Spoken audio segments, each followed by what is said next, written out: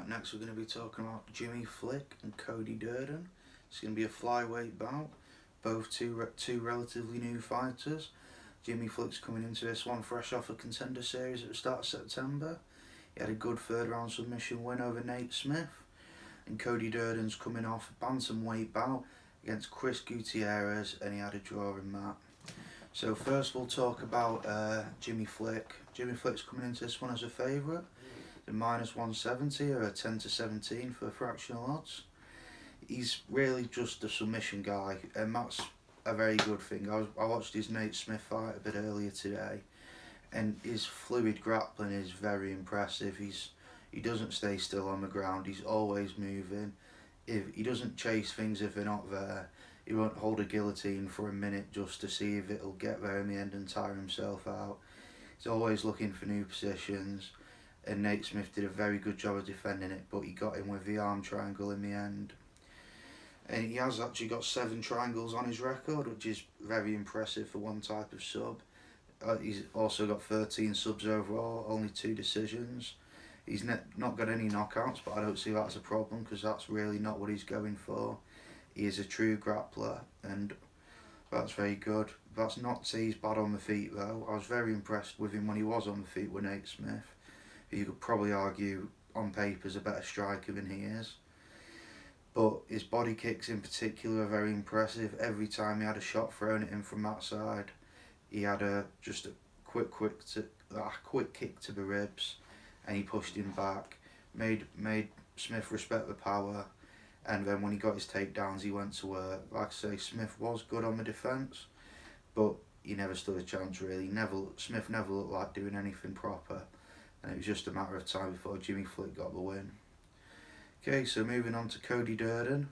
He had a bantamweight bout recently against Chris Gutierrez, another Mark Montoya guy, which tends to be quite heavy on the kickboxing.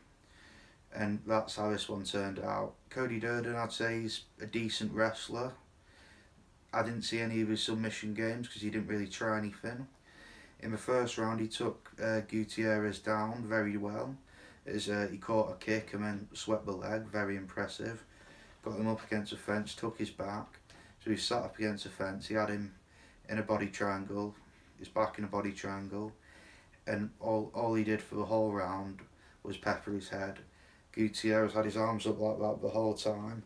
He had no chance of getting a choke in, and he just peppered the head. He got a 10-8 round on that, and that's what got him a draw in the end, because the next 2 rounds mainly stayed on the feet, and his striking was just not good enough for Gutierrez, who is traditionally a kickboxer though.